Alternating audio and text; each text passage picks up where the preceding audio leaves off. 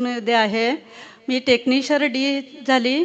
आता ते पण माझे मुली फार लहान होत्या. माझी सासू पार्वती परशुराम घरत, माझे दीर चंद्रकांत मंदेश घरत, ते लोकांनी मला फार साथ दिली.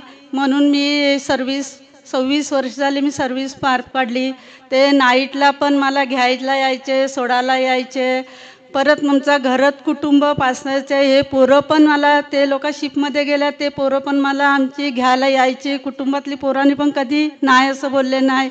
नाईटला असो सेकंडला असो मी वार्डमध्ये ड्युटी करते, पण इमानदारी ड्युटी केली. मी आता टेक्निशियन डी झाली. ते 2 शब्द बोलून समजतं.